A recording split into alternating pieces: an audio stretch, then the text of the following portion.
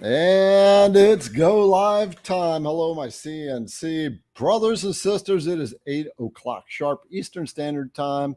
And here we are again on another Wednesday evening, July 17th. Good Lord, we're already past halfway point in 2024. That is pretty amazing. It's gone by fast.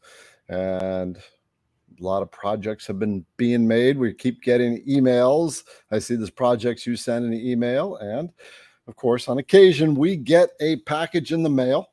And so we have someone else to say thank you to.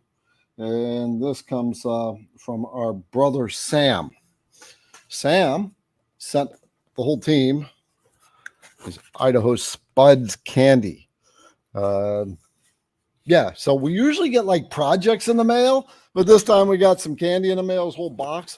And I love the names of these things. The different kinds of candy is 3 Idaho Spuds, 3 cherry cocktails, 3 Old Faithfuls, and 3 Huck Gems. It sounds kind of alcoholic to me. I'm not sure, but we will find out. Team, we're not allowed to have this until after doing working. Anyway, okay, well, CNC brothers and sisters, another night to ask your CNC questions and share with each other. I will do my best to answer questions, and the great thing about our community and our hangout here is you guys help each other at the same time. So let's cover our house rules first, and then we'll bring the girls in the background out and give you a couple of more cool announcements. Then we dive into some of the questions. I see a couple of good questions out here. So, yeah, I'm Garrett with IDC Woodcraft, the company that provides you with your CNC router bits, at least one of the companies, but probably the only company that sends M&Ms to you in every package that you get, with a love letter on the outside from our sister shipping manager, Liberty, who is going to be coming out in a minute too. So, house rules.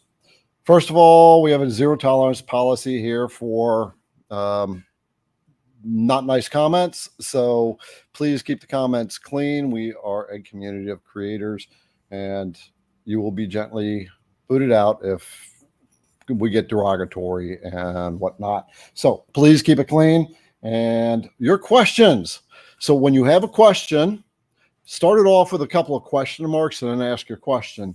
That way that the girls in the background can cue it up pretty quickly. They can catch it.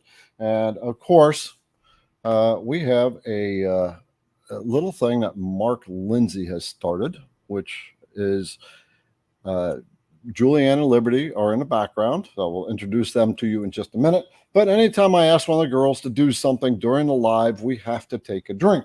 So make sure you've got your beverage of choice in hand and ready to go.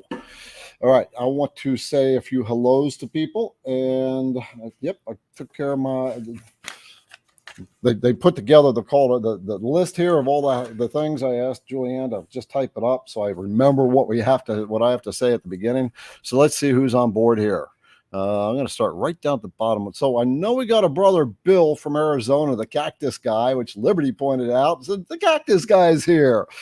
And Bill, or William, as you probably see him, he was the first CNC creator I met after I started the YouTube channel, IDC Woodcraft YouTube channel. So very cool. He came by. I told him my cactus story, and he went out to Arizona, moved out there where the cactus is, and kind of stole my dream and sent me a cactus. And unfortunately, Bill, that cactus did eventually go south about 6 months ago. All right, so we have Paul Doyle. Hello, Paul and Sean. David Wagner. Paul, you're from Rhode Island, a little tiny place in the United States. And Marcus. Hello, Marcus. Howdy, howdy. Woodcutter. WXXRYY. Another brother that comes on very regularly. Mark Lizinski. And Subursix 315, and from British Columbia is Dennis. And let's see, we got Terry from Doggone Productions. Another catchy name. I love catchy names. Woodcutter, and Kimberly has already done. Kim, I mean, you're like, bam, girl. So she did it like 2 minutes after we launched. So Kim generously donated $5, and you see in her comment Liberty's Lunch Fund. So we, I guess, I'm going to come back to you, Kim, because I got to bring the girls out first. So I'm going to say hello to a couple more people. Got Ralph and Greg from STL Woodworking. Greg has a YouTube channel, very smart guy. He was live with us as a guest. And Greg, we have a phone call with you tomorrow. So looking forward to that. And we have Brooks and Dan, the man on here all the time. Midnight Sun Woodwork. And what else? Galaxy Federation. I got to say it again. Love that name. Jim. And Jim Pitts, Misty Woods, Dion. That's Dion there. Our brother Dion has been around for quite a while. Brian Neighbor, and I'm not seeing Mark on board. We got Gary. Okay. Well, and to the rest of you, hello. We don't have a large crew watching tonight, but if you are watching on Facebook, you'll want to come over to the IDC Woodcraft YouTube channel because that's where everybody's chewing the fat at, and you'll be involved in the majority of the comments. So take a minute, hit the thumbs up button, and I'm going to bring the girls out, and then we're going to talk a little bit about what Kimberly just donated. So girls, come on out. Here we go. All right. So in the background, we have Liberty and Julianne. And Liberty is the shipping manager who is taking on some new responsibilities at IDC Woodcraft, which we'll talk about in just a little bit. So she's stretching her comfort zone. And of course, Julianne is the administrative coordinator for IDC Woodcraft. And so these two girls. Mother hen. What's that? / mother hen. Mother hen. Yep. I try. She tries. And so, yep, they will be in the background. They'll pop them out here occasionally to say hello.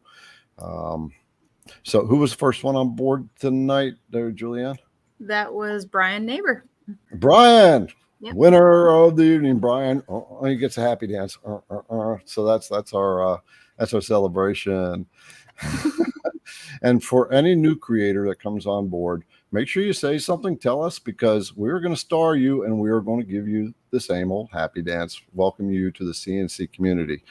And you will find that, what are you giggling? Brian's comment. Would like to thank everyone after me and my family for allowing me to be here, and Miss Snickerdoodle, my 3rd grade teacher, for being an inspiration. I could not have done it without you. Love it. Classic, Brian. That one gets the star of the evening. I tell you what, that was good. All right, got some announcements. First one, we're going to talk about Liberty first. So, Julianne, go check the emails, check the comments, find the things. We're going to put Liberty on the stage here. So.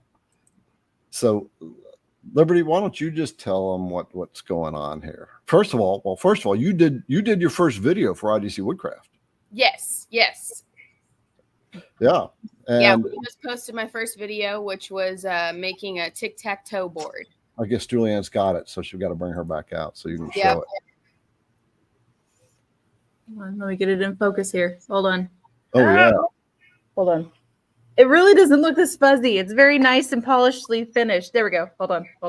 Closer to my face? No, not working. You got your background fuzzed out, so that's what it's doing. Yeah. I'm so sorry. Yeah. Oh, wait. Anyway, yeah, there you go. So for any of you who saw that, put something, comment about that here. What did you think about Liberty's style and the way she presented and whatever? So, yep, there it is. And she is going to make another video. She'll be doing the X's and the O's for the tic-tac-toe board. The girls are going to do epoxy on it. So we're expanding the video team here, which is good because I got lots of things to do. Yep. I prepped the wood today to start the X's and O's tomorrow. Sweet. All right. Okay, Julianne. All right. So we are making some upgrades to the team. And so, Liberty, why don't you talk about it a little bit? Well, beyond my first video, we hope to do some more. Obviously, I'm going to do a video when I make the X's and O's, but we have officially released on the website one-on-one CNC help with me. Yep. So you can go on there and you can book an hour if you've got a file you're struggling with, if you've got some Vectrics you're stuck on. Let's figure it out. Exactly. So here it is.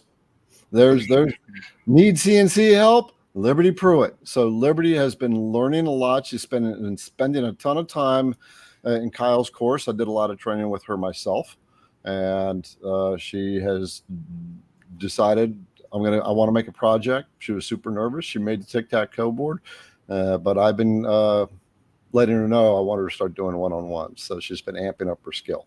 So if you want to find her on the website, you can probably just put in the search bar, type in Liberty, or you can go to CNC Resources, and that's where she will be. And you can schedule some time with her. So there you go. It's so cool. How you feel about getting ready to do your first trainings? Nervously optimistic, cautiously optimistic. There you go. Cautiously optimistic. Yeah, if there's one thing I've always been told by the mentors, the best way to learn is by diving in and teaching. Mm-hmm. Yep. And so anyway, if you want some one-on-one help, Liberty is now available. We're starting small and slow because she does have her hands full with other stuff. She manages all this packaging. She makes sure your stuff gets out the door, handles a lot of customer communication. So when it comes to the packaging. All right. I will call you back out later. Okay, brothers and sisters. Yeah. So let's see what is going on here. We got 10 questions in the queue. I do want to tell you a couple more things. Number one, we are actively looking for a content writer for the IDC Woodcraft website. And this individual will write articles, and they will use AI to help put those articles together. In business, those businesses that don't embrace AI will fall behind, and we embrace AI.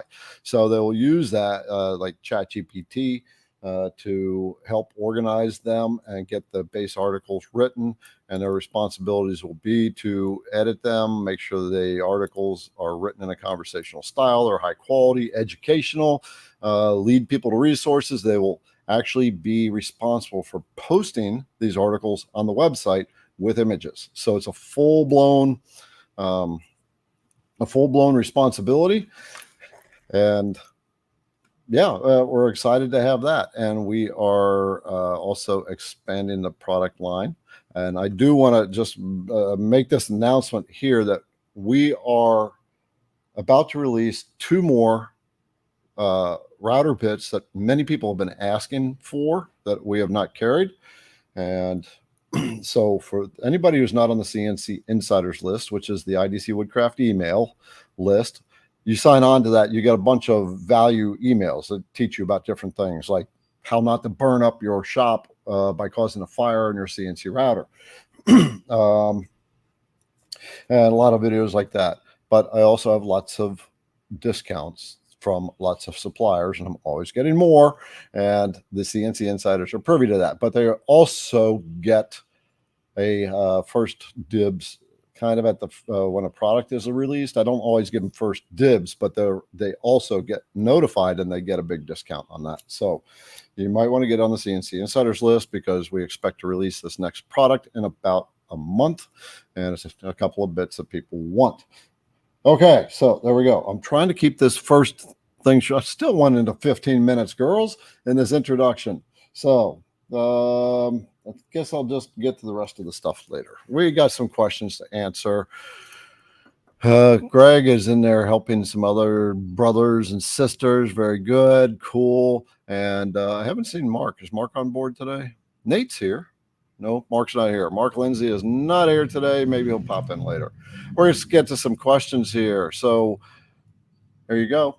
Wayne, Liberty, great first CNC show. I'll bring you out for a minute so you can just do what you just did. Thumbs up and happy dance. Yep. I was actually, I thought Liberty has really good presence on camera. They put the video together very, very well. It showed her nervousness. I mean, she expressed that she was nervous about the project. She realized she didn't, something you didn't anticipate, so you had to compensate. And the most brilliant thing I saw Liberty do on this thing, it was just very creative in her approach that I rarely see other people do, is she had one way to hold a project, and when you're doing the outer work, you had to dismount the project, remount it in a separate way, and then finish off the work, re-zero everything. You followed the checklist. You followed this thing. How did that work out for you? It saved me a lot. Yep. Yeah. There's always one thing that I'm forgetting, and I can never catch up to what it is unless I'm following along my steps. Right. Brothers and sisters, this is a checklist I put together because I see too many people breaking bits. They forget to set their XYZ 0. We've all done it. When I saw a guy ruin a $3,000 table because he forgot to set his 0 with a surfacing bit, and that surfacing bit dove right down into a huge epoxy core. And I said, that's it. So I came up with this. You can see all the steps we have to do when we're doing a project setup. So get this, it's free. I'm just going to say it because I want to drink. Julianne or Liberty, put a link in the description. All right. Okay. So you got some credit from Wayne there. I wanted to get back to Kimberly. So Kimberly made a contribution, $5. Thank you, Kim. And she said, Liberty's Lunch Fund. So in next month, the entire team, other than Liberty, are going to the IWF, the International Woodworkers Fair in Atlanta, Georgia. And Liberty will be the sole person holding down the fort. So this is her lunch fund that we have been, last week we started, we just decided whatever donations are going to go to her lunch fund while she's holding down the fort and doing all kinds of stuff. And so that's what this is going to. The way you can contribute, if you want to Liberty's Lunch, there's a little $ down below the YouTube video where you can contribute there. Thank you, Kim, sister. All right, let's get to some questions. All right, Harold. Statement. Oh, Harold. So Harold, let's just bring this back for just a minute. So Harold is a CNC brother who had a struggled with PTSD for a long time, was in the service back in the 70s, I believe, and had an incident, and that caused PTSD, which carried with him throughout his life. When he found CNC, he got in, but he was getting frustrated, and then he found my videos. I guess my teaching style helped him understand it.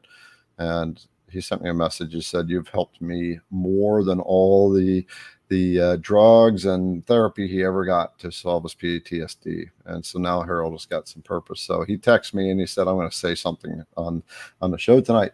So he said, Garrett, I wish I had the same skill that you had some skill that you could use in your empire.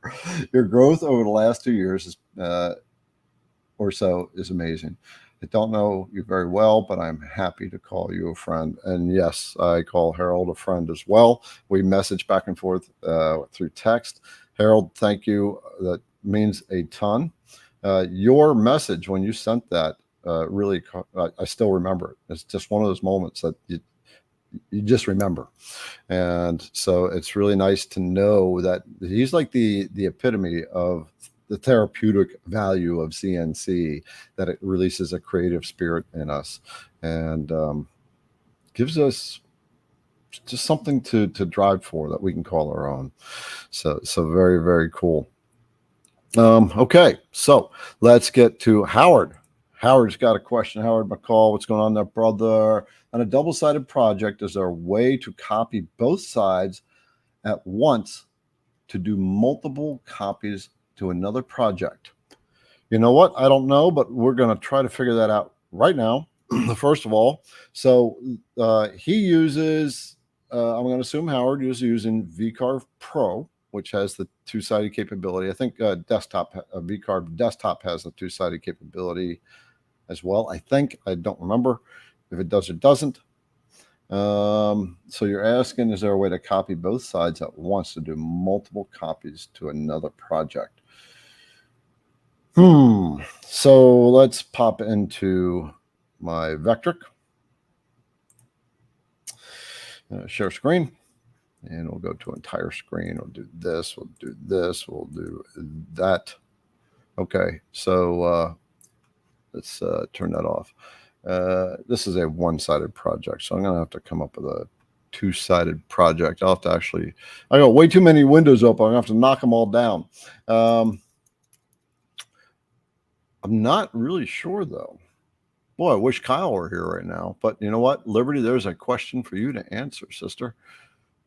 I got to minimize a bunch of my screens here so I can finally get to that darn thing. Look at all this stuff I got open. Good Lord. This just shows you how busy I am on the computer. All right. Whew. Felt like I had to dig 3 feet deep in order to get to that. We're going to create a project. We're going to make it a double-sided project. There we go.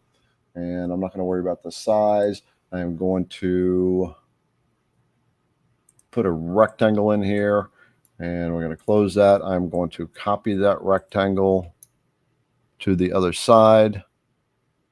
Okay, so now we've got a two-sided project. I'm going to flip it over. Oops, there we go. There's the back side and there's a front side. So what you're asking is, can I copy stuff from both sides and copy them into a project? So what I'm trying to do right now is select everything when I'm looking at one side, and I cannot select the stuff on the back. Greg from STL Woodworking, I believe, Greg, you've got Vectric as well. You may know that you might be a Carveco guy. I don't remember. Put it in the comments just so I've got it in my head. Okay. So I'm not on this here. You can't do it just from what I was doing just there. I will look more. Liberty will look into that and determine whether you can do that. And so that's a drink. That's a drink thing. So I asked the girls to do something. You got a drink. Okay, let's get to Sober 6 315. You have a question. What do you use to clean your router bits? When and how? How do you decide you need to replace your bits? Okay, good question. So I'm assuming you got some answers in there. I would like others to share what they do to clean their bits. There is some people use Simple Green. You can use kerosene, which gets kind of smelly, and it gets on your hands. Kerosene breaks the bits down. So what gets on the bits? There's two ways your bits can get stuff on, or well, kind of, sort of. Number one is the pitch and wood, or the sap. When you start cutting wood, you're heating things up, and if your feeds and speeds are not set right, you're gonna like melt the sap, and it's going to start to adhere to your bits, and that generally happens regardless to some degree. So the other thing that can happen to your bits, of course, when you see a discoloring, it looks like there's something caking on there, is usually the bits are starting to turn black, which means they've been getting too hot. So how do you decide you need to replace your bits? The best way to tell is there's kind of two ways. Number one is if you do it enough, you get used to the sound that the bit should be making. And when that sound starts to change, that means that the cutting edges are starting to dull up. And the other is the quality of the cut. So if the cut quality starts to diminish, it starts to throw, if you're using a down cut, but it's still starting to leave a little bit of tear out, then that's an indication that the bit is starting to get dull. What you don't want to do is try to run a bit well past its life. When you start to detect that there is some kind of stress on the bit, either by the sound of the cutting tool seems to be different, or the cutting, it's starting to fray the edges even when it shouldn't, like with the down cutter, then that's the time you want to start doing it. Start considering replacing your bit. Sometimes we'll go on to run them regardless. And what that does is once the bit starts to dull, it's going to start heating up faster, and it's going to start dulling faster. Right. And so you're going to have a more rapid breakdown of it. And when it dulls, it's doing a lot more work, and that's creating a lot more heat. And so that heat, if it can't dump into your chips, your wood chips, then it's going to dump into the router bit itself. So what that means is in machining, metal machining, which I have many years experience at, we would there's a couple types of chips. You got the spring, the coil spring. You've got what's called 6s and 9s. But no matter what kind of chip we made when we're cutting steel, we want to see that steel, the chip, discolor. That way we know that the work that's being done by the router bit is being dumped into the chip and not back into the cutting tool itself. So, yeah, and this also leads to another question I see a lot about sharpening bits. So, for router bits that are up to 1/4 inch, it's not financially worth sharpening them. It costs more in shipping and sharpening fees and shipping it back than it does generally for the bit. The cost to replacement is very small, or the ROI is very small. So most companies don't do that anyway. When you start getting to larger bits like 3/8 and 1/2 inch, then you can start considering resharpening. IDC Woodcraft does not have resharpening protocols yet. I will have to connect, since we are really starting to release some larger tooling, 3/8 and 1/2 inch, then we're going to have to start to talk to somebody, just get someone in the background. As a matter of fact, Julianne, please make a note of that. And that means we have to take another drink. Yeah. All right. When it comes to 1/2 inch bits, the first one we have already released. Now we have a small quantity. We got prototypes, right? I got prototypes, but they performed extremely well.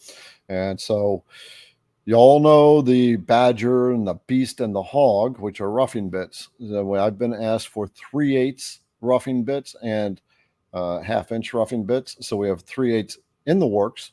We have a few 1/2 inch now on board. So this is what we have right there. This is a 1.5 inch flute depth. Having these are when the new ones come in, they're going to have a longer flute length than the 1.5 inch.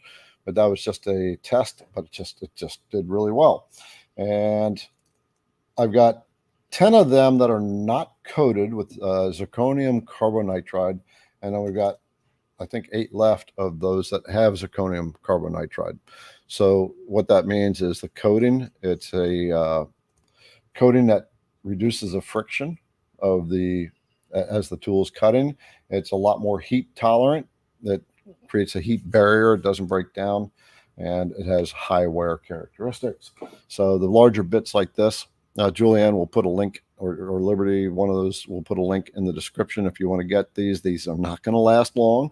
I did not release these to CNC insiders only because we just got a few. So I'm just releasing them now. And once we run out, it'll probably be about a month before we go to full regular stock in. All right. Another one from Woodcutter. What post processor should we use for the AltMill? Okay, let me talk about this bad boy. All right, so I got my AltMill. Let me switch around there. And it is assembled now, other than let's see, I don't have the spoil board on. We are waiting for material. The local Lowe's did not have MDF. They haven't had it for 2 months. So we actually had to hire someone to go out and get it from about, how far away is, I think it's probably 40 miles to the next place to go get our MDF. So what post processor should we use with the AltMill? You know what? That's a really good question. That's the one thing that didn't even occur to me. I am going to, you know what? I have to look that one up. I have to, do me a favor. Liberty or Julianne, with one of you guys, go to the AltMill assembly page and find it'll be in the side menu and it'll be towards the bottom where they talk about the controller. And because I don't even know. The one thing I didn't think about. So, but what's cool is what they've done with the AltMill. So let's talk about this. The AltMill is CNC Labs. It's the company that makes the long mill here. Okay, and let me get my camera right. And the market is demanding or wanting 48 by 48 inch cuts, right? Cut machines. And the long mill, they've always designed their machines for affordability. It's quality still, but they want to make sure they're affordable to the public. So they've always had really good prices on machines for good working machines. And but they realize there's a need, there's a market demand and a market for a 48 by 48 inch cut machine. And so they came up with the AltMill. And so the AltMill, what I find really cool about the AltMill is they integrated the legs into the design. Whereas some of these other 4x4 machines, you have to build your table. So that was a really, really nice feature. This took me about 5 to 6 hours to completely assemble the machine. And one thing, I'm going to be doing a video on it. We've kind of got some of the stuff shot already, but once I get everything finished up and we'll test drive it. One of the things that I've seen on many reviews for CNC machines is they don't show the actual machine working, right? So that's something I will be certainly doing because you really want to know what you're looking for. AltMill's a ball screw machine. The reason because I was wanting to upgrade too, and one of the reasons I wanted to go with that, number one, is they priced this one really reasonably as well. $3K for a 4x4 machine, where its nearest competitor is like $4.5K. And also they worked on increasing the acceleration time.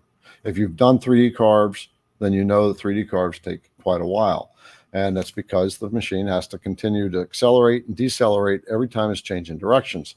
And so they really focused on that. And some of the videos they created they did this huge project, and that thing it was like, how long did that take? It looks like it took about 3 hours, and that's what they said. It took about 3.5 hours for a really big project. So post processor, and Julianne finds that, you'll come on out, Julianne, or put the link in the back comments, and I'll bring that page up, because I really would like to know myself, since I've got an AltMill. What are you pointing to? Oh, take a look. Liberty's telling me to take a look. She already got it. Okay. Let's see. All right. I'm going to bring this up and I'm going to read this to you. Share the screen. We will do the post processors. Okay. You guys are on top of it. So when making G code for any CNC machine, there will come a time when you have to click generate the G code. Okay. Blah, blah, blah, blah, blah. That's so the post processor for the AltMill. So for Vectric, Cut 2D, VCarve, and Aspire, use Gerbil millimeter. Okay, so right now we use the GRBL inch most of the time. Use GRBL mm. Make sure you do some test movements first. I've got a video out. Number one is you want to break your machine in, right? So whenever I build a machine, I run a break-in cycle, and basically that's running it all the way around, maybe 50 times. I just write a simple G code, and I move the Z up and down as it's doing that. And then I will design something very simple, a circle and a square, and I'll generate the code, and I will run that code without a bit in it. And if I'm satisfied with that, then I will run the code with a bit on a piece of wood, and I'll measure the cuts, make sure everything's working well. So for Carve CodeMaker and Carve CodeMaker Plus, UGS GRBL, Fusion 360. So we'll just put the link to this page in the comments, which Julianne probably already did. Yeah, I don't even need to ask anymore. So I'm going to break my habit of asking. I'm just going to assume that the girls have got it all under control because they really do. All right, wood from Sean. Would I do a video with Vectric 12 using a 30-degree bit? Yes, we will do something with that. And Liberty's nodding her head back there. Yep. All right. By the way, when it comes to that, do me a favor.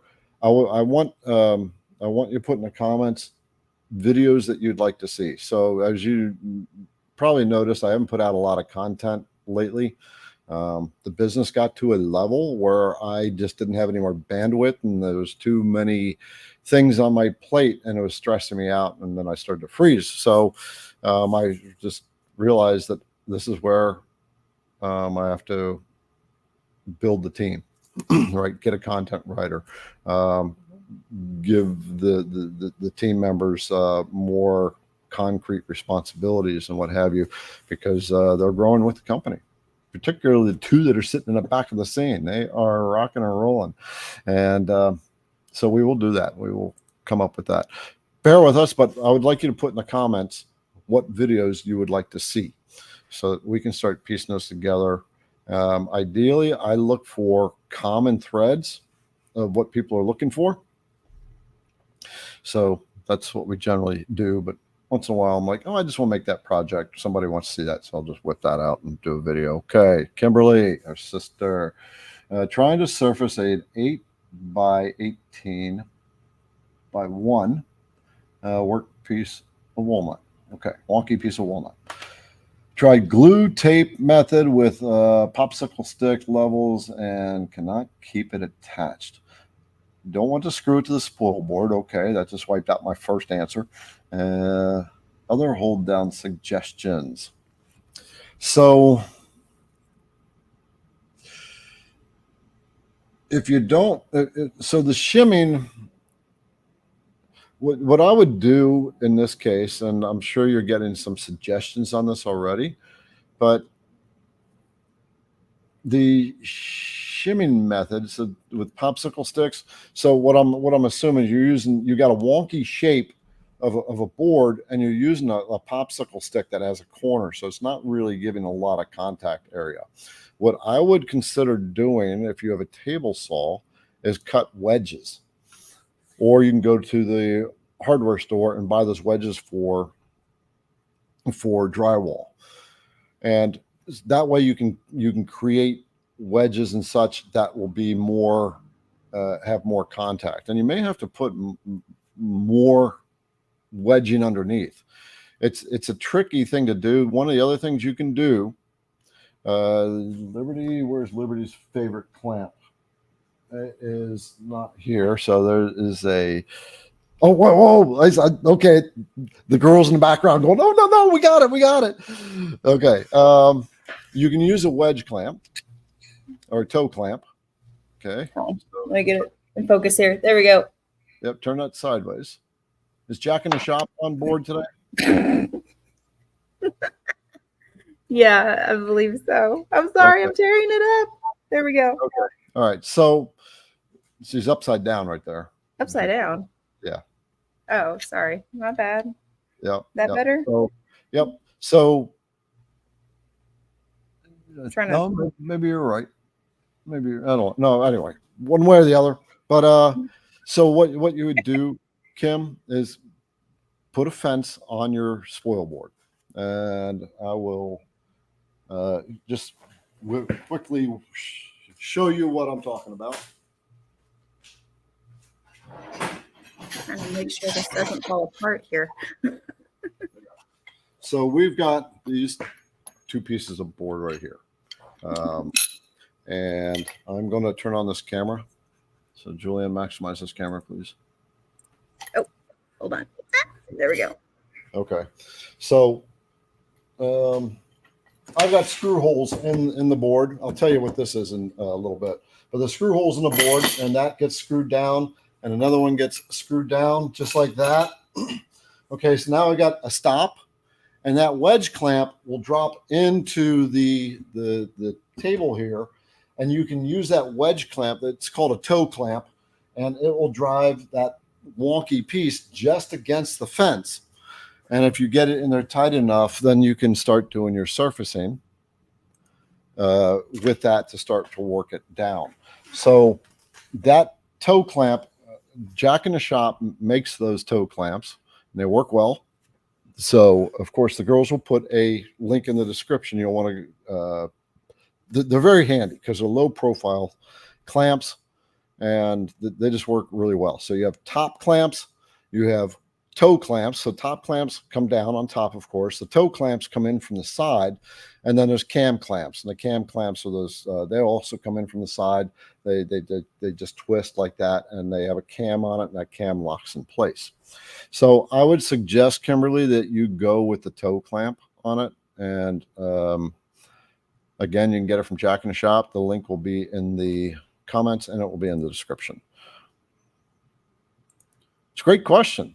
Also, I would say your follow-up when you're working with a project that is not in full contact with your spoil board is you want to take light passes and be very alert of the project wanting to start to shake, loosen up, because it's not, doesn't have full contact, there's ability for that raised spot to vibrate. So here's what you do: get the toe clamp and use wedges to take up that space underneath. Take thin passes until you're very comfortable with how it's running. All right, we solved that problem. Whew. Good grief. All right. Yay, me. All right, Rich. You're trying to merge 3D from design and make with some 2D designs you've done. How can you merge my 3D models with your 2D designs? I am not wanting to cover your 2D with your 3D models. So they don't necessarily merge, right? You're overlaying a 3D onto a 2D. So I want to see, how can you merge your models with your 2D designs? So technically they won't merge, right? Unless you can group them. I've never done that. I'm gonna get in here. I'm gonna see if I can do this. We're gonna go to my Vectric. How come it is not showing my VCarve 12? There it is. Okay, got that right there. All right. I'm going to see if I can bring in a clip art. We're just going to bring in this apple, and I've got this. So grouping will the grouping. What it does, it locks multiple elements together. Some of you may have noticed that when you're maybe doing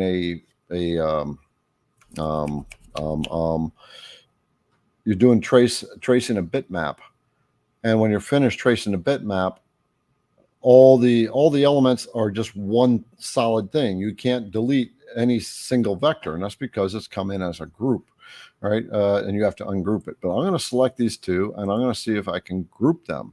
So we cannot group a vector and a 3D model. So basically, I've got my little rectangle here. Let's increase the size of the rectangle. And I got my apple. Right. So basically, what you're going to need to do is you don't want your 3D model to interfere with your 2D stuff. So you just have to move your model into position and size it so it doesn't interfere. You can't merge them, to my knowledge. It does not look like there's any command that you can do that. I'm going to go to edit. Model. But I think you might be able to lock a model in place. See, I'm learning as we go on the fly. I got more stuff to learn. Can you lock a model in place? Okay, so I can't give you a viable answer on that. I'm hoping a couple other people can. Mark Lindsay would certainly be able to answer this. He is a beta tester, and of course, Kyle Ely. If you're not taking Kyle's course, then if you have Vectric, right, as you've learned, there's lots of stuff in Vectric, and there's lots of tools in there that will really help you out, make your designing a lot easier, and give you a lot more flexibility. As a matter of fact, Liberty, I'm going to bring you out again, sister, because she is going through Kyle's course. I did some training with her. We signed her up to Kyle's course. She's been diving through that, and literally that is really what brought her to the point of being able to make that board, that tic-tac-toe board. She didn't get that skill from me. She got it from the course. Talk about that. I observed you carving and you creating things for a very long time before, ever stepping my toes in. So I definitely learned a lot from the background, but Kyle Ely's course has taken everything, broken it down, and really started from square one, giving you all the tips and tricks and quick tricks, and it's amazing. I'm not even fully through it, and it's launched my Vectric's knowledge. Far more than what I ever showed you. Yeah. Do the practice. Yeah. But this type of question here, if you can find that in his, if he doesn't have a course on it, if you're in his community, you'll be able to ask him directly, because it's a really good question. So, you all right. can ask him directly, as well as a community of CNCers. So just kind of like on here, where sometimes people can answer questions as we're trying to get to them, you have an entire community that will take the time to get back with you as well. Mm-hmm. Yep. Okay. Yeah. I preach it all the time. If you've been here for any length of time on this channel, come into this live, with even Kate, when she was on, Kate, we'll bring her back when she's ready to come back. Everybody swears by it, right? You learn from the people who can teach you, right? Instead of trying to figure it out yourself. You're buying speed, right? And we've got a CNC router to learn, or to create. And when we are doing the old garage routine, just figuring it out, pulling a machine apart and figuring out how to fix it, it's just much more complicated when it comes to design, because it's very logical thinking. All right, so Rich, we will work on trying to find that answer for you. Okay, let's see. By the way, we linked Kyle's course in the description. Just something that you bought a $3,000-$4,000 machine, right? Take the $150 or whatever it costs to upgrade the skill here, because that's what it's going to take to make this stuff work for you. All right, I do want to just remind you, we got router bits coming out. There's two new bits that are coming out about a month, right? If you want some Vectric one-on-one help, Liberty is now at your beck and call, provided you schedule within her time constraints. And she will schedule an hour with you and help walk through a problem of yours. And here's the thing with one-on-ones. You learn so much more when you're in a one-on-one. But most people come into a one-on-one trying to solve one little problem, and they learn a ton more. And at the same time, you help the trainer too. As I was telling Liberty, because she's a little nervous, like she said, when you first do it, just like I was. We learn best by doing. All right. And if we can't solve a problem, then we will find the answer for you. I am just getting ready to release a video. We are editing it now. It is for this unit right there. Will you maximize for me, please? This is a vacuum table. Let me move this stuff off here. This is like, so there's multiple ways to hold your CNC projects on a CNC router. As you know, clamps, double-sided tape, CA glue. You can screw your projects down, or you can use a vacuum table. But up until now, well, first of all, the reason I want to show you this is because I finally really got a full-blown trial run on this thing, and this thing, it works like it's. I'm amazed how hard it holds a project to the table. So the vacuum units are common in industrial machines, pro level machines, but they've never been available for the benchtop machines like the Onefinities and long mills and AltMills and what have you. And so the guy named Jace from Airweights, he, Julianne, bring me back in the 2-part screen, please. He saw this need. This wasn't even out there, a vacuum table for our market. And so he developed it. So it's literally the only vacuum table available for benchtop CNC routers. And this thing comes in a 24-inch by 24-inch unit or 24 by 48. So we can switch cameras again, Julianne. And I just want to show you guys how hard this thing holds. It's the IDC Woodcraft calipers. If you don't have calipers, you need to get some. Get calipers. They are a necessity. All right. So this is the main vacuum table. It's got a lot of vacuum ports in it, and I've just created these general seals. You just like that, and you just cut them to general size. And I've just got this plain piece of pine, not sealed at all. And I'll just put the seal in there. I'm going to turn the vacuum on. We're going to drop that thing down. And that's how hard that thing holds. So I was really impressed with that. This thing, after I did this test in this video, this thing really gets a thumbs up from me. I'm going to show you one other aspect. There's like 4 different ways you can use this thing.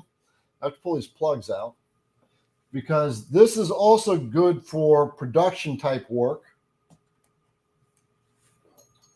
Hold on, got to get the plugs out and that out. And I made this sample, basically a fixture. There you go.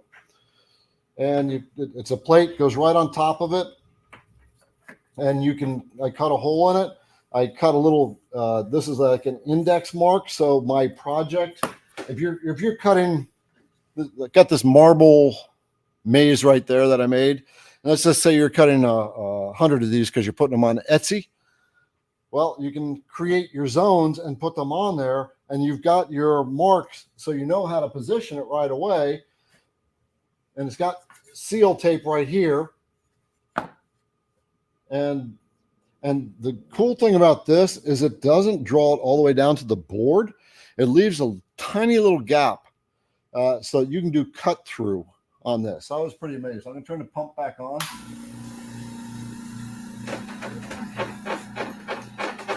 So this type of thing is excellent for fixture work. So that's 2 of the 4 ways you can use this thing. You can switch me back. So that's 2 of the 4 ways you can use a vacuum table.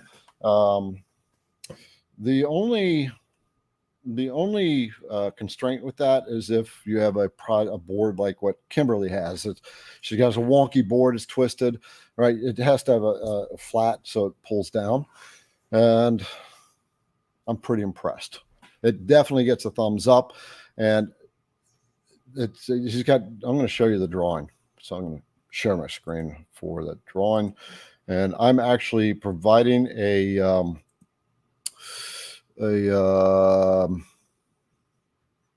where is it?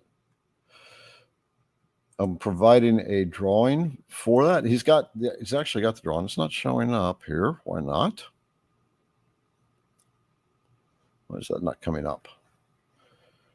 So anyway, I want to show this thing. This drawing is provided by Airweights. I'm just going to do entire screen and then we'll bring it up that way. Okay.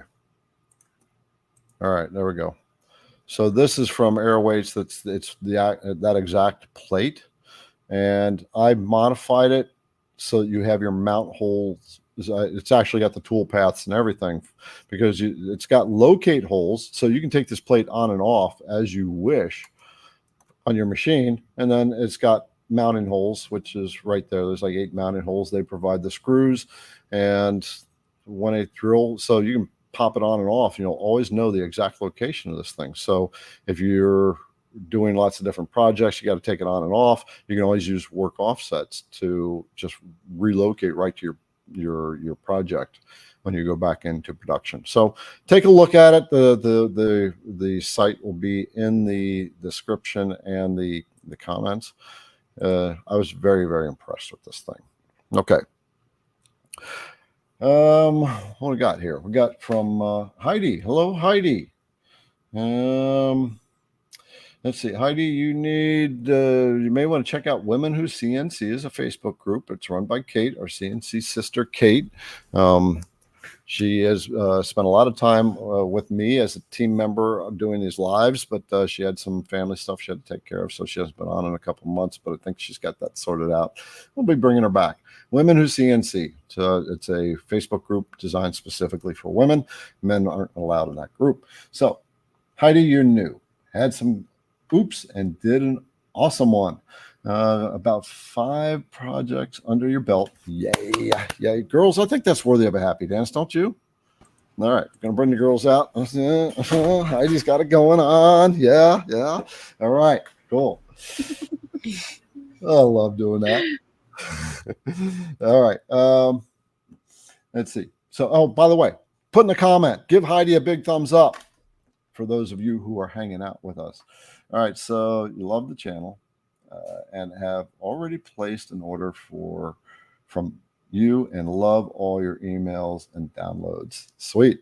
So Heidi's is on the CNC Insiders list, and you'll get downloads to that list. I'll be sending things to you. I tried to create these emails so it's for newer people. So as you progress, you get broader knowledge as you move along, give you downloads, give you some free files. And of course you get discounts whenever I release a product. The only time I haven't done a discount is with the 1/2-inch hog. And we've all come up with a name for it. It's called the Ripper. So we got the hog, the beast, the badger, and the Ripper. So that name came from someone who watches the channel. Do you remember who? No? Okay, well, somebody got it. Anyway, I think Juliana's looking that up right now. Anyway, Heidi, congratulations. Welcome to the community. And make sure you join CNC Entrepreneurs Facebook group as well. That's the group I have. And join quite a few of them. All right. Misty Woods. All right, Dion. My man, Dion. What is the advantage of using 1/2-inch shank bits? More of a challenge to break? Yeah, it's a lot harder to break. So 1/2-inch bits are meant for larger, more powerful machines, like when you have 3 horsepower spindles or better. So you don't generally, I haven't run it on the one I have here. It's the 80 kilowatt. That is not built for benchtop units that are not super rigid, right? I mean, you have to have a very rigid machine to handle the workload that is designed to do. I will, however, try it on the AltMill. So we'll see what happens with that. But the testing that we had done, I think Taylor is here. I just heard something out the garage door. We are, when we don't have the capability to test a product here, I've got a couple CNC brothers who have machines that are more capable. I would have had a machine, the Phantom, but I had to get rid of it because I got the AltMill. The reason I got rid of the Phantom is because it's a production machine. I don't do production, I teach. So it's a good question though. 1/2-inch bits are meant for machines that are doing a lot heavier duty work. We are also going to be getting 3/8 inch in as well. So these roughing bits, the Ripper and the Badger and the Beast and the Hog, those are designed to remove material really fast. All right. As most of you know, when you are carving a project and you're carving out a lot of material and it takes a long time. So you can use these bits to amp it up. You generally, like a 1/4 inch down cutter, you're working with a 40% step over, and you're maybe going a 1/4 inch deep. With the beast or the hog, with the beast, you can get up to 1 inch deep in one pass at 80% step over. That's the difference, and run it at twice the speed. I've run it at 1,000 inches per minute. So that running at 80% step over at 1 inch deep depth of cut, right? I mean, routers like this aren't designed to handle that much aggressive work. The Phantom could handle that, but the Onefinities and the long mills, they're not really designed for that much aggressive work, but they will still speed up your project even on your benchtop machines. So that's what those bits are designed for. If you don't have one, for those of you who have the hog or the beast or the badger, put it in the comments. Do they need that bit? Yes or no? All right. Kimberly, you got another question here. Do I need a ramp for a profile cut through 1 inch material, 9 passes estimated with a 1/4 inch? So I would use a ramp. I always prefer using a ramp when I am doing the profile cutouts. And the reason is, so I use a spiral ramp, and I'll get into that in the design here in just a minute. But the reason is, for most of you who have been doing this stuff, you know that if you're doing a cutout and you do a straight plunge into the material, and then it starts doing a cutout, and then it comes back to that point, and it does a deeper plunge, starts to cut around again, and then does a deeper plunge, you get that little tool mark in there, that little dig. That's because the router bit has relaxed. You always get deflection with router bits, and so you want to compensate for that. So what's happening when it's doing a straight plunge, it's deflecting, and then once it's there, it relaxes real quick, and then it creates that little groove that you have to sand out. So a couple ways to avoid that. One is doing lead-ins, which is basically coming in from the side of the profile, and then it starts to cut around, and then it will leave the profile, leave the cut, but it'll still be cutting before it actually pulls out. What I like to do, Kimberly, is do a spiral ramp, and I'm going to dive into the Vectric software, and we are going to show you. So I'm going to go to that. No, we're going to go to this, and we're going to delete our Apple. And so we just got this rectangle here. I'm going to set up a profile cut, and we're going to cut through. So my start depth is 0. My cut depth, I'm going to put in Z equals. And what that does is that populates the cut depth with the depth that we set the material for the job setup. So I set the material as 1/4 inch thick. When I typed in Z equals on the cut depth, then it just picked up that full depth of the material that I told it was. So if we're going to do a profile cutout, I'm going to change my machine vector to outside right. We're going to select our tool, a 1/4 inch end mill, which is already there. And so there is, up in where it says cutting depths, just below the little picture, there's a little checkbox that says show advanced tool paths. So you want to click the checkbox, and what that's going to do is going to open up a little other section in the menu where you're going to see these tabs. It says ramp, leads, order, start at.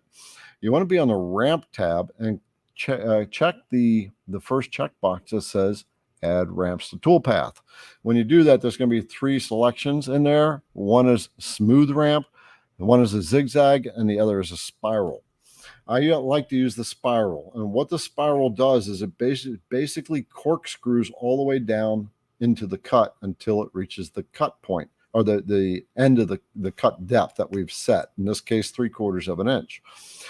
And then it will make one more pass. Now the key to note on this spiral toolpath, by the way, Kimberly, you can do it with the spiral without doing a lead in or lead out, and you won't get your tool marks. So the thing with the spiral toolpath, that ramp is a plunge feed. You have your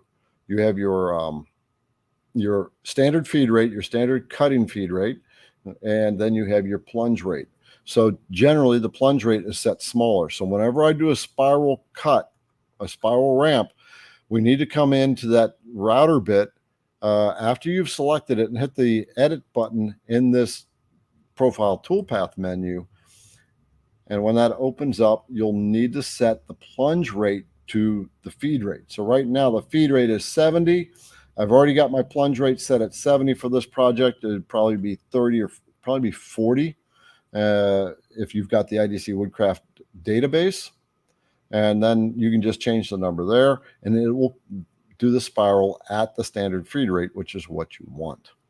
So for those of you who have the Vectric software, but you do not have a database populated, you want to go to the IDC Woodcraft website. At the very top of the page, it says database downloads, and go to that page, download the database for Vectric, Carveco, Fusion 360, and Carbide Create, and install it. You'll have all the router bits populated into your software. It'll save you a ton of time.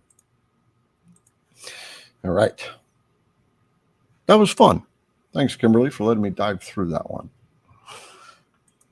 Okay, Rich, what time is it right now? It's 9:05. Let's see, what are we going to do at 9:05? We're just going to let people know what Liberty's up to again. We got to do our mid-show advertisement here. So, Liberty, you ready to come back out for a minute? Okay. I think she's yelling at somebody there. All right. We'll bring her back in just a minute. Okay. So first of all, thumbs up if you're finding this helpful. If I'm answering some questions, that vacuum system, I do recommend that you definitely check that out. It's so much faster to hold a project down.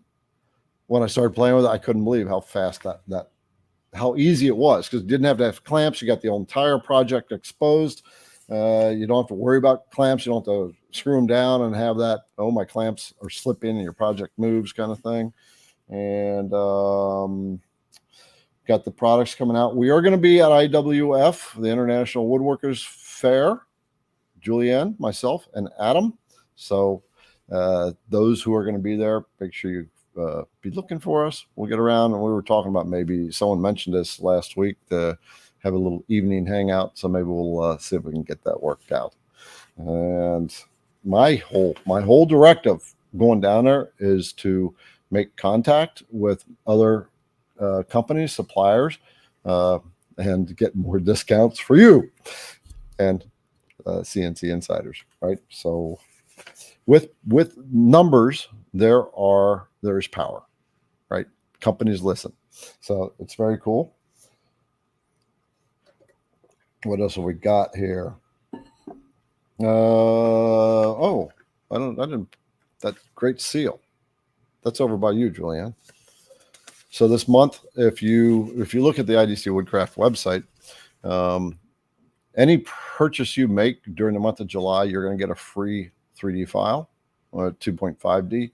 It's a great seal of the United States. Very nice project. Julianne is bringing it up now. There it is. Hold on. There we go. Yep. Pretty detailed project. So, free file to you during this month. All right, got it. Thanks, Julianne. Julia, Liberty, we're going to tell, for those of you who are using Vectric, yeah, Liberty. Oh, yeah, got some noise going on back there. Oh, okay. Sorry, I didn't hear the call out. I was doing some research for our background stuff. Gotcha. Okay, so Liberty is going to be doing one-on-one if you need Vectric help. So that'll be in the comments, and that will also be in the description of the video. So I scratched myself. So, yep, she's ready, up to the task. So very excited to have her do that. Yeah, I'm ready for the challenge. All right. So if you're stuck on Vectric, you can schedule an hour with her and do your stuff. Put in the comments what kind of videos you want me to make, and also what kind of products you'd like us to carry. Not just router bits, other stuff too that's relevant to CNC, whether it's epoxy or other stuff, laser stuff. I don't know yet. We're always growing. And yeah, the router bit app, right? So if you don't have the IDC Woodcraft router bit app for your phone, Make sure you download it because you can get all the feeds and speeds right there. And you don't have to go searching for a bit. If you need to buy one, you can find it right on the app. My whole thing is trying to make things as simple for you as possible. That's why we have things like the checklist and the chucking guide. This guy right here, which you can also get for free. It's there'll be a link in the description of that at some point or another. Okay, let's get back into the questions. Rich, you would like to see some 1/8 and 1/16 diameter bits with quarter inch shank. Anything in the works? Well, lo and behold, folks, those are the exact 2 bits that are going to be coming out in about a month. Get on the CNC Insiders list so you can get a 15% discount. Thank you, Rich. You just like gave the secret away. That is exactly what's going to be coming out, is the quarter inch shank, 1/8 diameter and 1/16 diameter bits. And so I'm going to be emailing the CNC Insiders when we probably in another week, and letting you start to know that that is coming. Your discount will be available. It's a limited 4-day discount, not 5-day, 4-day. Okay, I put up the one extra finger there. So that's what's coming out. We're excited and working on other products. So yeah, it's cool. So I'm glad you mentioned it, Rich. So now you know. Now everybody knows. Okay. Wade, what's going on? Aren't you better off charging out your bits to your jobs? Then you know your bits are dimensionally the same. It only takes one wrong set of kitchen cupboards to not fit together due to the bit size. Okay. So I guess you were talking about sharpening bits when I was talking about that before. And so for machines that are at the level of making cabinetry work, number one, when you get bits sharpened, the sharpening company is going to give you the new dimension of that router bit, right? Because when they sharpen it, the bit is going to come back a little smaller diameter. And you have to be good enough to understand that. And what you have to do then is modify your tool numbers in your machine. So generally CNC routers that are at that level, you're going to have a tool changer and you're going to have tool numbers. If you notice in the IDC Woodcraft database, every router bit has a separate tool number. Because if you have, matter of fact, Julianne, write this down. This is really important. I didn't think about this. I need to have a list of what the tool numbers are, what the bits are relative to the tool numbers. So now that I asked them and Liberty, because Liberty, I want her to understand this whole thing about tool numbers. Since I asked them, you got to take a drink. So you are going to tell your control. You're going to have your database and your software. And your control, if you're going to have a tool call up, so tool 1, and then you're going to, if you have a high level enough level machine, it's going to be T01, and then it's going to be a number after that, like another 01 in the tool call. And that 01 is going to call up the tool dimension difference. So in your tool database, it's going to say a 1/2 inch diameter tool. And you're telling it the post processor is going to know to put in a tool offset number. So it's a different kind of offset. And what that offset is going to do, it's going to compensate for the tool difference in diameter. So if you just run it on a regular machine that doesn't have that capability, then you're going to have to create another tool in your tool database that is set to that proper size. It's a good point, Wade. For companies that do this stuff more professionally, they understand this. They know what to do with that. So it's next level as far as CNC machining. All right, Harold, my man Harold from Yard Sale LLC. Does 1/2 inch bit require 1/2 inch collet? Yes, it does. Yeah, it's got a 1/2 inch shank and it's 1/2 inch cut diameter. So it does not step up from a 1/4 inch shank up to a bigger size. I am working on some tooling that will do that. I want to come out with solid carbide tooling that will be at the like a 1/4 inch shank, but have a 1/2 inch diameter cut or bigger. Working on those concepts right now. So at the moment, no, these will not work for that. Heidi's got another question. Wouldn't you resurface with a wood planer? So it's a good question. So a lot of times you'll have maybe a slab, right? That's most wood planers that we have in our shops are 12 inch, right? So one of the things with a wood planer is as that wood is feeding through, you got the 2 wheels that are squeezing that wood. And if that wood is warped, what it's going to do, it's going to, the warp is going to twist with it. It's not going to pull the warp out. It's going to turn with the plane. So you almost will never get a warped piece of board flat in a planer. You can work it in a joiner, but the other thing is most planers don't only have that limitation, and you're going to get work with a slab. It's going to be much bigger. But the other thing is you want to make sure that projects get true flatness for CNC routers. So if you don't have it, you can make a sign, and when you're done with the sign, the whole sign's warped because we didn't work out the flatness.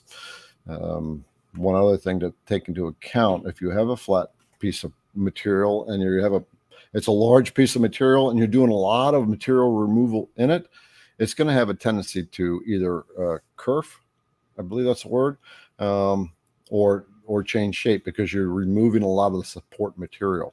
So you just always want to be aware of that. Okay. One of the things you can do, if you have it, you can use a big roller sander, right? 24-inch sander. A lot of people flatten their projects using a sander. I haven't looked at the comments in a while, so the actual dialogue you guys got going on. Our brother Mark is here. Hi, Mark. Good to see you, my man. What'd you grill out tonight, huh? So that we can sit here and drool and wish we were there. Let's see. What do we got? I just want to see what you guys are talking about. We got Ronnie is there talking. Crafty Jans. Hello, Crafty Jan. All right. Let's get back to the questions. We've got 7 questions in the queue. Very cool. All right. And so right now, if you have questions, you can put them in there. But if we have, like I got my limit now, so if I can get through these 7, then we'll get on to some other ones. Mark, there was I want to throw this one out to you so you can put in the comments. Someone asked if they have a 2-sided project and they are wondering if they could copy both sides at one time and transfer into another project. So I tried to actually just do a grab from the one side. I can't grab the other side. So I don't know if you can do that or not. There's another question where someone wanted to, they're doing a 2D design and then they're importing stuff from Design and Make, the 3D models, so 2.5D models. And they don't want those to interfere with the designs they've already done on the 2D side. And so they're wondering if they can merge them. Is there some way? I tried to group. You can't group a 3D model with 2D vectors. So, yeah. So maybe you can give some guidance on that. So for those questions that were asked, watch Mark's comments, or I'm sure other people are already helping out. And okay, so aber jetzt. Is there a way to make a 16th inch width by 1 inch deep? A laser. Yeah, there's a couple on a CNC router. That would mean a really long flute for a 16th inch that it can't support itself. You would break your CNC bit. There are CNC bits that actually have the double shank, right? They have a shank on the bottom, a shank on the top. But those machines, they have the spindle on both sides, and the spindle doesn't move. The material moves around, and those are generally for high production, they probably have that in the 16th.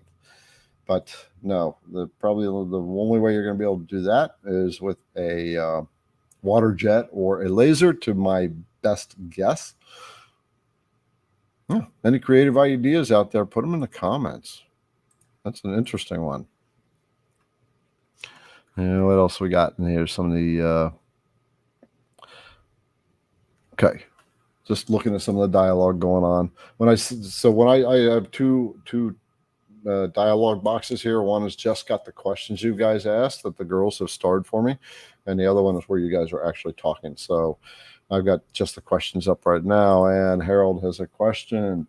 Do I have a link to my entire video library? We have a document to the entire video library that I updated it about what, 2 months ago, girls? 3 months ago? Yeah. So we have a document that has all the videos in it. I guess if you can find a link to that, go ahead and throw it in the comments. I've got lots of videos out there. I get that asked a lot, and so I put together a list and organized it by beginner, projects, business. All right, Dennis, you're new to CNC. Purchased a TTC 450 with a 500 watt motor. Okay, well, first of all, you just got your machine. I got to bring the girls out. We got to do a happy dance. Someone has got their machine. A newbie has come on in. Yes. All right. Yeah. Got another brother from another CNC mother. Well, I don't know how we say that. That just did not come out right. Okay. Found when you're surfacing, the cut is uneven, ridged on one side. Okay. I can already tell you, is this a common problem with more expensive units? The assembly is sturdy. So, yeah, I'm sure people already mentioned this, that you have a tramming issue. So tramming is when I want to get a square. Okay, so basically you have your spindle. Let's do that this way. Now let's switch to the other camera and bring it up. I think I can explain it this way. Julianne, maximize the screen.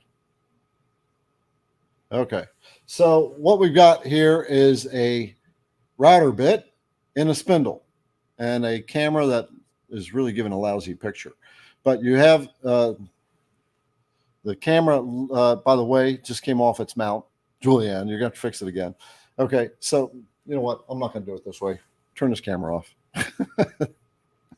All right. Tramming is when the spindle is perpendicular to the work surface. Okay, so the axis of the machine needs to be at a dead 90 degrees to your spoil board in both the X motion and the Y motion. All right, so what's happening with your machine is the spindle head, this guy right here, is not square in one of those directions. And what that's going to do, if it's sitting like this, I'm going to exaggerate this. Here, let's do it like this. This is your work surface. This is your router bit. Your spindle, exaggerated, is sitting like that. And so as it's making its cut back and forth, you can see that there's going to be a ridge. There's going to be a step.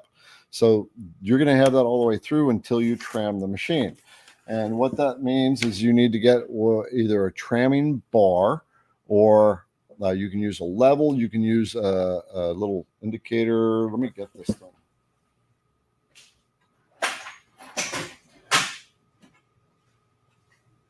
You're going to need to loosen your screws on the machine, and you're going to need to fix it that way. And you may have to shim it back and forth. So most CNC routers, when in your Y direction, which is back and forth, most of them do not have a way to adjust the tram, the angle of it. So what you have to do is loosen up a mounting screw, put a piece of paper behind it, and bring it back. So one tool you can use is this little angle finder right here. And the way this works is you'll set it down on your spoil board. You'll set your zero, re-zero it. Okay, so you have zeroed on the spoil board angle. I'm moving it, so that's why it keeps going off. And then you take it up and you set it up against your router. And it should still say 0 degrees. If it doesn't, you're probably going to see an angle of 1 degree, 2 degree, something like that. And that's going to tell you that it's off. This is available at Amazon. I'll grab a link for you here in just a minute. The other way to do it, more effective but not too expensive, is to create a tramming bar. And a tramming bar, basically, it's just a long bar. You can buy them. As a matter of fact, get the one off of PWN and throw a link in there. We're going to be coming out with a tramming bar. Basically, it's a bar. It sits in the spindle, and then it comes over like this, and then there's another something coming down, and you'll spin that around. You'll bring it this little piece that's sticking down outside your spindle. You'll bring it close to your machine, and you're going to spin it around. You're going to look for a gap that's widening and closing. What I do is I bring my tramming bar down, and I'll slowly spin it until it touches somewhere. And then I'll bring it swinging around the other side, and I'll see that there's a gap. So basically what the tramming bar is swinging at an angle, and then I'll do my adjustments to bring that tram back in. So that's another way you can do it. IDC Woodcraft is coming up with a tramming bar, but we will put one in the description, and get that and use that. It's a very inexpensive way. It doesn't take any special dial indicators. It's more of an eyeball effect. There. So if you get ridges, you're out of tram. Hope that was helpful. Give me a thumbs up if that was helpful. LTX Designs. This is a new one. I haven't seen you before. Welcome. Can you combine air weights to make a 4 by 8? So if you're talking about 4 foot by 8 foot, currently air weights only has 20. They've really designed their stuff for bench tops. So they currently have a 24 by 24 inch. And just checking their product page, and a 24 by 48 inch. So what you can do is you can stack them, meaning you can like put one down and then put the next one down, put the next one down. But remember, you're increasing the volume of air that needs to be drawn down at one time. So that the pump that's provided, you'll have to get the bigger pump. But here's what I would suggest. As with, if you have a machine problem, you want to contact a company. So Julianne or Liberty will put the airweights page in again in the comments, and call them up. All right, they're the ones that designed it, so they'll be able to give you the best answer possible. But thank you for asking that. Okay, 701 Woodcraft. Another name I don't remember seeing. Hey, Garrett, got free time with nothing to work on for a few months. Okay. And you got approval today to start the rebuild process.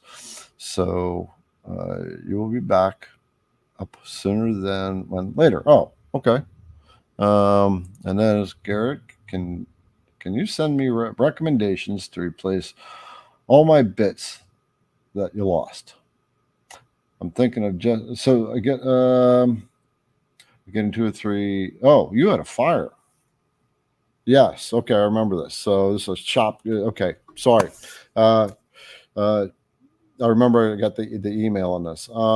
So this guy's shop completely burnt down everything, right? I think we got on the phone. This was about 2 months ago. So I don't remember your name offhand. But can you send me recommendations to replace all my bits? So the girls will take care of you on that. Send us an email and make that request, but it's already been written down. Go ahead. His name is James Taylor, and yeah, I already commented back for him to email me, and him and I would discuss what to do moving forward. Okay. All right. Okay. So just kind of give James some love, because he lost everything with this machine. I think he just got the machine too, if I remember right. But yeah, his entire shop burnt down. As a matter of fact, he called me, and it wasn't even an hour after he got the news, right? And so his first concern was, man, my CNC, right? That's the man's got it in his blood. So yeah, we'll take care of your brother. Liberty's already got you under control. All right. We got the okay. So LTX, you currently have one Infinity, but building a larger machine, and have been back and forth between the super longboard Masso and Mach 4. Do I have any recommendations? So,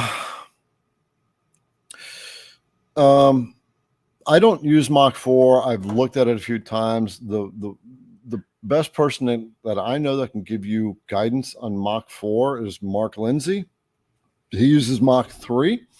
As far as the Masso controller, it's a pretty advanced controller. And so you're building a machine. You're going to get all the capability you can ever want with the Masso controller. It's really basically it's an industrial level controller built for our things. You're going to have more stuff in that than you'll ever know what to do with. The thing with the Masso is there's not a lot of guidance on how to work with it, but it is a very good controller. The super longboard has got lots of flexibility built into it, and it operates with the G-Sender software. You can actually use it with other software too, I believe. But so the super longboard is much less expensive than the Masso controller. The Mach 4 is PC based, and since I haven't done a lot of work between the three of them, I can't really answer that question with a lot of educated guidance on that. So for the Mach 4 users, for the Mach users, give them some comments, which you already have, I'm sure. The Masso users, what are some of your pros and cons? And super longboard guys, what are your pros and cons? Because the super longboard, I don't have it for the long mill, but I got it for the AltMill. But I haven't started the machine yet. Started really working on it. I just got it built over the weekend, and so there we go. I have to wait for my material to come in. So all right. Any other questions hanging out there? Let's see what the guys are talking about here. Greg uses Mach 4 with an Avid. Okay.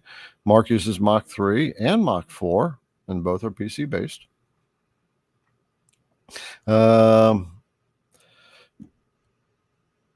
Let's see. Mark. James said, Mark, he likes your videos. I just purchased Aspire. Boy, you went for the big dog, didn't you? Since you cannot actually, well, let's just pull this out. Since you cannot actually make anything, you will be watching a lot of videos. Okay. Very cool. You went for the big one. Okay. Crafty Jans has Mach 3 on a Legacy. So the Legacy is another neat machine that I like their designs. So I met the guy, what's his name? Gary, I think, that owns the company. Legacy is out of Utah. It's another CNC, and they've really kind of designed their equipment around cabinet making, but they also designed it for education too. So they're really focused on getting into the educational system and teaching the craft of CNC machining. They've got a lot of interesting designs on their machines as far as flexibility. They've really taken into account what people want in some more advanced ways, like creating angled cuts. They got plates that'll angle. They have an indexer rotary that will index up and down. So it's just all kinds of cool stuff. And let's see. Crafty Jan said you have Mach 3 on a Legacy. Okay. What else we got? Okay, so WXXRYY, I can't remember his name. So he paid $60 to Mach 4 support and never got a phone call back. So here's maybe one of the things you have to buy their support time with the Mach 3 or Mach 4. Okay, and I don't know what kind of content is out there for those that teach on those. Mark and Greg. Greg is STL Woodworking. Maybe they've got some content. But guys, you might want to put, if you don't have it, make some content, train a little bit on those controllers, because as we know, quite a few people have that control software, and it might be helpful. Greg said it works well. Maybe a little restart once in a while. Okay. And if there's any, scan for any questions, girls. Let's see if there's something out there. But in the meantime, IDC Woodcraft is looking for a content writer, right, to create articles for the IDC Woodcraft, high value articles, educational articles on the IDC Woodcraft website. And you will definitely be using ChatGPT to help, or Jasper, if we get into Jasper. These are both AI tools, right? We are focusing on how we can use AI in the business, because AI does help streamline a lot of stuff, and it'll help streamline content writing. And then as a content creator, content writer, you will go in and edit the content so it looks better, so it flows. The content writing skills would be educational, or I'm sorry, conversational. So it's not easy to find conversational writers, and you would be actually have access to the article, the part of the website, IDC Woodcraft website, because you will be actually posting the articles and creating images, or getting images from us and posting the images, and then creating links accordingly. So it's a full-blown cradle to grave type of role. And we have a posting on Indeed. Obviously, we want someone with some CNC technical experience. And what else have we got? Liberty's going to be doing one-on-ones. So if you with Vectric software, and so if you need some help, you're stuck on a project, she's got some time scheduled to do that. Again, list out what products you might like us to see. We're looking for common, like tramming bars, right? We're coming up with a tramming bar. And what videos you would like me to make that will help you. Like I have to still make a bull video and a video of how to transition from the roughing end mills to a finishing end mill or finishing tool. So the roughing end mill, the beast, the badger, the hog, and now the ripper are designed to remove a lot of material, right? So, but you have to come back in because they're not designed to make a clean cut. They're designed to save you time on your project. And so that's a video I need to make. Okay, so 701 Woodcraft, you also purchased the Learn Your CNC Academy. Excellent. Good job. I applaud anyone who goes and makes that decision, because so we're talking about Kyle Ely's course, the Vectric training course.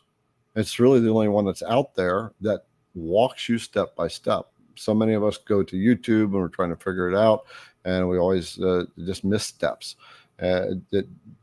Many times with creators. So like creators like Mark and me, we really very methodical to step by step. There's a couple others out there that do the same thing, because you miss one thing and it throws the whole thought process off and you don't understand what happens.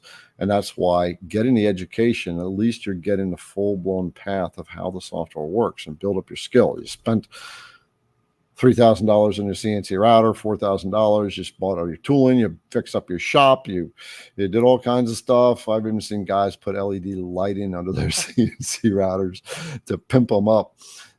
Now, just educate yourself with the skill you need to get with that to make it work. Let's see, what else have we got going on? Air weights, I showed you this vacuum table. I definitely am impressed. It has. I wasn't when I got it from Airweights. I wasn't really sure that it was going to be as practical as I have found it to be. I haven't done a lot of work with it, but just doing the video that I did and running some projects with the video, I was like, this is way too easy. So I think that thing is going to stay on the table. What else should I talk about? Got any other questions out there? I mean, normally we're here till top of the hour, but I'll take time off. I mean, it's okay. Anything else? Anything else, girls? I'm gonna bring the girls out. Oh, so RNA creative said Kyle is the best when it comes to the Vectric software. Yeah, Kyle's a master at it. Look at this. Mark getting ready to add an LED strip to the bottom of his gantry to light up the work area. Mark, I mean, come on, you got to have the colors. I go, come on, Liberty. Yeah, come on. Yeah. Yes, I want to do that. I want to do it. All right, Mark, come on, brother. Challenge him. Sync it up to either like kind of like syncing it up to music, but you like sync it up to the carve, like the colors change, kind of with the carve. Yeah, I always want to make a video of a dancing router. So like take some nice like good beat music and program that router so it just kind of so it's just in sync with the music. Yes, I'm for it. Oh, add it to the list. That might have to be your baby because that take a lot of thinking. Oh yeah, here we go. Okay, so Crafty Jams, Mark, you got to do the LED strip lights so that they look like the old school Skylines. I don't know what that is. Neither do I. You just got to pimp the thing out, Mark. I mean, if you're gonna do the lights, pimp it out, right? Yep. Go big or go home. Okay, and go big or go home. Jeff said he has Shapoka 5 Pro that came with lighted gantry LEDs. Ready lights really lights up the table. You know what? Let's find something on Amazon and we'll light up the work area at least. It'll work on the shadow. That might mess me up though with videos because they have that flickering in the camera. We'll play with it. Okay, yeah, just simple the strip, and Mark will be happy to guide you on how to do it. No, let's get you can call Jack in the shop. I think Dan Goodchild is pretty technical too, so you can get with those guys too. Look at this. Okay, Mark's going. Oh my God, kids, cycle. Okay. Duh. Duh. Gosh. Okay. And that's even my time. I mean, come on. All right. What did Nova say? Garrett, I suggest a new router bit called the Reaper. Maybe that should be the name for the 3/8. I kind of like that. I kind of feel like that kind of fits in with the Ripper. It does. Like the Grim Reaper. The Reaper and the Ripper. Shorten your life. You greatly shorten your roughing time. Okay, well, let's get that written down. You might have just won this one here, brother. Jack in the shop. He's got a lot of LED light strips on his machine. Kim said hot glue, another board success. Thanks all. Hot glue. Okay, you're gonna hot glue the board down, right? Yeah. So this is the one with the warped board. So Kimberly, is that what you did? You hot glued the board down? I would say so. Success. Thanks all. Yeah, make a comment. Yeah. Comment, Kim. What? I want to make sure that's exactly what you did. I think I've seen somebody do that to hot glue their projects down. I've thought about it. It makes sense because of the way you can kind of snap hot glue off, but also it holds in a strange way. Okay. I just want a strip of white LED lights, he says. Mark's so boring. See, come on, Mark. You gotta just have the option. Well, see, here's how you solve this problem. We do a live. We go to Amazon. We buy. Julianne, you're back on, by the way. We buy color strips. Right. We talk about it in the live show when Mark is here, and we got everybody else on board. And then we just ship it out to Mark, and we let them know we shipped it to Mark. We'll even tell everybody the tracking code so they can make sure it got to when Mark. It gets to him and start bugging him as soon as he's got it. Right. And Mark can't even defend himself. Mark said he's 63. He don't dance, so don't ask me. Mark, I'm 62 and I do dance, brother. All right. Well, okay.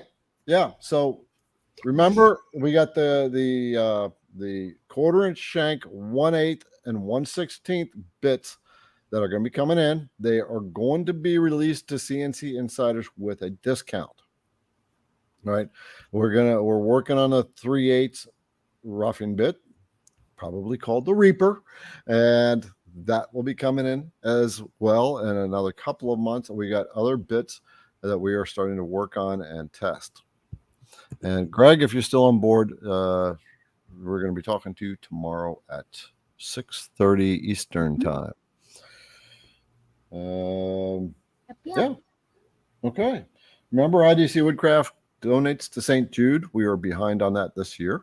One of the things that happens in business as you grow, you get up to this level. I was talking to the team about this yesterday. I had to learn this. So you get up to this level and you start feeling like you're running on a hamster wheel and driving a bulldozer, trying to grow the business and not getting anywhere. And also, it's pretty typical at this level. Revenues start to drop down a little bit. We have a birthday. It's a birthday. Okay, it's gonna be another thing. I was looking around for balloons that were close. I know. Yeah. All right. So anyway, I guess that's it. Go check out the Airweight system. I absolutely give that thing my thumbs up. The Airweight's vacuum table. I'm very, very impressed. Oh, look at that. There's your birthday balloon. I actually had a balloon. Sweet. And the AltMill, we are still working on it, but the video, we will be working on that as well. Review video. I want to review it.